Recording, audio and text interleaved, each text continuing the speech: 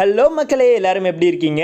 கடல்ல வாழ்ற ஒரு உயிரினத்திலே எது ரொம்ப பெரிய உயிரினம்னு கேட்டா சின்ன குழந்தை கூட கண்ணை மூடிக்கிட்டு சொல்லும், கண்டிப்பா அது திமிங்கலங்கள் தான். ஆனா அப்படிப்பட்ட திமிங்கலத்தை 3 வேளையும் வேட்டையாடி சாப்பிட்ட ஓஷன் கிங்கான மெக்லடான் ஷார்க்கை பத்தி தான் இன்னைக்கான வீடியோல பார்க்க போறோம். நான் உங்க Sridhar. Welcome to Sri info. யார் அந்த மெக்லடான்னு கேட்டீங்கன்னா, இவனோட ஃபுல் நேம் கார்ச்சக்ரலஸ் மெக்லடான். அதாவது மிகப்பெரிய பற்கள்னு அர்த்தம். மிகப்பெரிய பற்களுக்கு ஏத்த மாதிரியே இவன் சைஸ்லயே ரொம்ப பெருசு. எக்ஸாம்பிளுக்கு இந்த ஒரு போட்டோல ஒரு ஹியூமனோட சைஸையும் இந்த மெக்லடானோட சைஸையும் கம்பேர் பண்ணி பார்க்கும்போது தெரியும் இது எவ்வளவு பெரிய ஒரு மீன். இந்த ஒரு உயிரினம் 25 மில்லியன் வருஷத்துக்கு முன்னாடி பூமியில வாழ்ந்தது. இது 10 மில்லியன் வருஷமா கடலையே ஆட்சி செஞ்சிருக்கு. இந்த மெக்லடான் ஷார்க்கோட பல்ல முதல்ல கண்டுபிடிக்கும் போது இது டிராகனோட பல்லு, வேற்று கிரகத்துல இருந்து வந்த கல்லு, அப்படி இப்படின்னு சொல்லிட்டு எக்கச்சக்கமான ரூமர்ஸ் பரவிட்டு இருந்துச்சு. 1666ல டினிஸ் அப்படிங்கிற ஒரு ஆய்வாளர் மத்த சுறாக்களோட இந்த ஒரு பல்ல கம்பேர் பண்ணி பார்த்துட்டு, டேய் இது வேற்று கிரகத்துல இருந்து வந்த கல்லு இல்லடா, இது ஒரு மீனோட பல்லு அப்படின்னு சொல்லிட்டு கண்டுபிடிச்சிருக்காரு. இது வரைக்கும் உலகம் முழுக்க எக்கச்சக்கமான மெக்லடான் ஷார்க்கோட பல்லு கிடைச்சிருந்தாலும் நீங்க போட்டோல பார்த்துட்டு இருக்க இந்த ஒரு பல்லு தான் நமக்கு கிடைச்சதுல மிகப்பெரிய மெக்லடான் ஷார்க்கோட ஒரு பல்லு. இதோட நீளம் 17.8 சென்டிமீட்டர். அதாவது ஒரு சராசரி மனிதனோட தலையை விட ரொம்பவே பெருசுங்க. நம்ம ஆளுங்களுக்கு அடையாளத்தை சொன்னாலே அச்சேசலா வரைஞ்சு கொடுத்துருவாங்க. இங்க பல்லே கிடைச்சிருக்கு, பயோடேட்டாவே எடுத்து கொடுத்துற மாட்டாங்க. அந்த மாதிரி இதோட பல்ல வச்சு ரிசர்ச் பண்ணதுல இதோட வெயிட் 5000 கிலோ வரைக்கும் இருக்குமா, இதோட நீளம் 60 அடி வரைக்கும் இருக்குமா, 1,80,000 நியூட்டன் பைட் ஃபோர்ஸ் கொடுக்கும். வெடிச்சு செதறி அந்த மெக்லடான் ஷார்க் குட்டி போட போகுதுன்னா ரொம்ப சேஃபா தண்ணி ரொம்ப கம்மியா உள்ள இடத்துல தான் போயிட்டு குட்டி போடும். ஏன்னா தண்ணி ரொம்ப கம்மியா உள்ள இடத்துல தான் மத்த உயிரினத்தினால எந்த ஒரு பாதிப்புமே வராதுங்கிற விஷயம் தாய் மெக்லடானுக்கு நல்லாவே தெரியும். அண்ட் அப்படி போடப்படுற ஒரு குட்டியே 6 அடி வரைக்கும் இருக்குமா, அதாவது ஒரு சராசரி மனுஷனோட சைஸ். கடற்கரை சைடு அப்படியே நடந்து போயிட்டு இருக்கீங்க, உங்களுக்கு 17 சென்டிமீட்டருக்கு மேல உள்ள ஒரு பல்லு கிடைச்சிச்சுன்னா நீங்க லட்சாதிபதியாவே ஆகலாம். ஏன்னா 17 சென்டிமீட்டருக்கு மேல உள்ள ஒரு பல்லு $50,000 வருமா, அதாவது இந்திய மதிப்புப்படி 40 லட்சம் ரூபாய். அதுவே சின்ன சைஸ் பல்லு கிடைச்சிச்சுன்னா அது பெரிய அளவுக்குலாம் வியாபாரம் ஆகாது, ரொம்ப கம்மியான ரேட்டுக்கு தான் போகும். உங்களுக்கு மெக்லடான் ஷார்க்கோட பல்லு வேணும்னா ஆன்லைன்ல அவைலபிளா இருக்கு. ரொம்ப அதிகமா ரேட் வராதுங்க, ரொம்ப கம்மியான பிரைஸ் தான் வரும். அதுக்கான காரணம்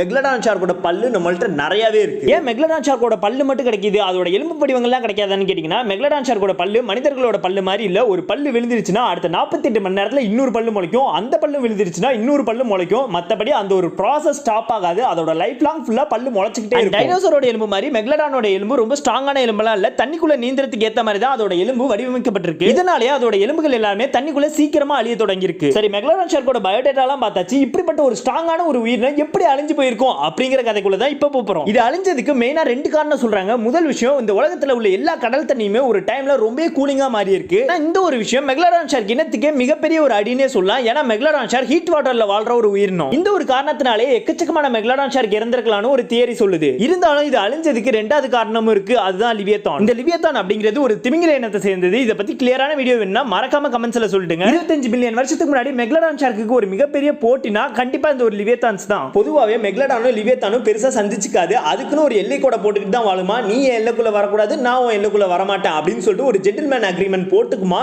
இருந்தாலும் சம்டைம்ஸ் இது ரெண்டுமே மீட் பண்ணும்போது ஒரு மிகப்பெரிய சண்டே நடக்குமாங்க. இது ரெண்டுமே சைஸ்லயும் பெருசு, பலத்திலயும் பெருசு. அதே நேரத்தில் இது ரெண்டுத்துக்குமே ரொம்ப பிடிச்ச உணவு கண்டிப்பா திமிங்கலங்கள் தான். அந்த திமிங்கலத்தை ரெண்டுமே மாத்தி வேட்டையாடுறதுனால திமிங்கலத்தோட எண்ணிக்கை தான் ரொம்ப குறைய ஆரம்பிச்சிருக்கு. அதே நேரத்தில் உணவு பஞ்சமும் வர ஆரம்பிச்சிருச்சுங்க. இதுங்க ரெண்டோட சைஸ் வேற ரொம்ப பெருசா, சாப்பாடு வேற இல்லாதனால கொஞ்சமா அழிய தொடங்க ஆரம்பிச்சிருச்சு இந்த 2 இனமே. இந்த மாதிரி பருவநிலை மாற்றமும் சாப்பாடு கிடைக்காம இருந்த 2 காரணத்தினால தான் மெக்லடான் ஷார்க் இனமே வந்து பாத்தீங்கன்னா முற்றிலுமா அழிஞ்சிருச்சு.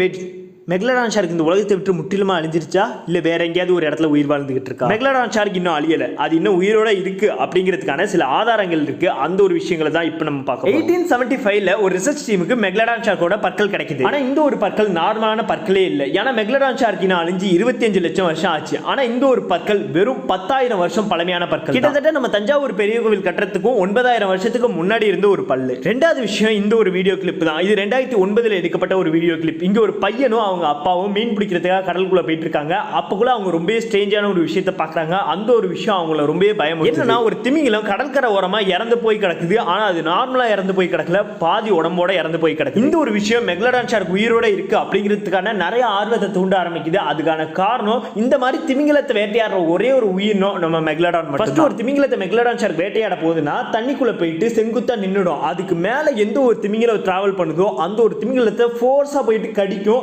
அந்த ஒரு திமிங்கலமே 2 துண்டா மாறிடும். அப்படி இருக்கும்போது மெக்லடான் ஷார்க் கண்டிப்பா இந்த உலகத்துல இருக்கு அப்படிங்கிறதுக்கான ஒரு பெரிய ஸ்பார்க்கே இந்த ஒரு வீடியோ கொடுத்திருக்கு. அடுத்த ப்ரூஃப் இந்த ஒரு போட்டோ தான். 1942ல எடுக்கப்பட்ட இந்த ஒரு போட்டோல ஒரு மீனோட விங்ஸ் மாதிரி அமைப்பு மேல தெரியுது. ஆனா அது நார்மலா இல்ல, 64 அடிக்கு மேல தெரியுதுங்க. ஆனா இந்த போட்டோ பார்த்த நிறைய பேர் என்ன சொல்றாங்கன்னா, இது மெக்லடான் ஷார்க்கா இருக்க வாய்ப்பு இருக்கு, இல்லனா மெக்லடான் ஷார்க்கை விடவே மிகப்பெரிய உயிரினமா இருக்கிறதுக்கான நிறைய சான்ஸ் இருக்கு அப்படின்னு சொல்லியிருக்காங்க. ஃபைனலா கிடைச்ச ஒரு வீடியோ கிளிப் தான் மெக்லடான் ஷார்க் ஸ்டில் அலைவ் அப்படின்னு சொல்லிட்டு ப்ரூஃப் பண்ண வைக்குது. நம்ம யுஎஸ் கவர்மெண்ட் அண்டர் வாட்டர்ஸ்ல நிறைய கேமராஸ் ஃபிக்ஸ் பண்ணி நம்ம கடல் வாழ் உயிரினம்லாம் எப்படி வாழுது இல்ல அழிஞ்சு போன ஏதாவது உயிரினங்கள் இந்த கேமரால தென்படுதா அப்படின்னு சொல்லிட்டு வாட்ச் பண்ணிக்கிட்டே இருக்காங்க. அதுல முக்கியமா பசிபிக் ஓஷன்ல உள்ள கேமரா நம்பர் 847ல ஒரு வித்தியாசமான மீன் அந்த ஒரு கேமராவை கிராஸ் பண்ணி போகுது. பசிபிக் ஓஷன்ல அதுவும் குறிப்பா அந்த இடத்துல ஆள் நடமாட்டமே இருக்க மாட்டாங்களாம். ஜஸ்ட் அந்த இடத்துல ஒரு கேமரா மட்டும் தான் ஃபிட் பண்ணிட்டு வந்திருக்காங்க. அந்த ஒரு கேமராலயே அந்த ஃபுல் சைஸ் மீன் தெரியல, அந்த மீனோட வால் மட்டும் தான் தெரியுது. அந்த வாலோட சைஸை வச்சு அந்த மீனோட சைஸ் எவ்வளவு இருக்குன்னு சொல்லிட்டு ஒரு கால்குலேட் பண்ணி பாக்குறாங்க. அதை பார்த்த ரிசர்ச் டீமுக்கு மிகப்பெரிய ஷாக். ஏன்னா அவங்க கால்குலேட் பண்ண அந்த மீனோட சைஸ் 60 அடி, எக்ஸாக்ட்லி நம்ம மெக்லடான் ஷார்க் அளவுக்கே இருந்திருக்கு. இந்த வீடியோட எண்டிங்ல என்னோட சில ஒபினியன்ஸ் உங்கள்ட்ட ஷேர் பண்ண நினைக்கிறேன். நம்ம விஞ்ஞானத்தினால பல ஆயிரம் லைட் இயர்ஸ்க்கு அங்கிட்டு உள்ள ஒரு பிளாக் ஹோலை கண்டுபிடிக்க முடியும். ஆனா நம்ம இருக்க இந்த பூமியில மரியானா ட்ரென்ச் அப்படின்னு ஒரு மிகப்பெரிய பள்ளம் கடலுக்குள்ள இருக்கு. இந்த பள்ளத்தோட நீளம் 2000 கிலோமீட்டர். இன்னும் கொஞ்சம் சிம்பிளா சொல்லணும்னா நம்ம கன்னியாகுமரியில இருந்து டெல்லி வரைக்கும் உள்ள தூரங்க. இது வரைக்கும் இந்த பள்ளத்துக்குள்ள 3 பேர் தான் டிராவல் பண்ணி போயிருக்காங்க. அதுவும் முழுசா ஒரு 3 மணி நேரம் கூட அங்க ஸ்டே பண்ணல. அந்த கொஞ்ச நேர தேடல், அதுவும் அதோட ஃபுல் லென்த் வரைக்கும் போல கொஞ்சம் தூரம் தான் போயிருக்காங்க.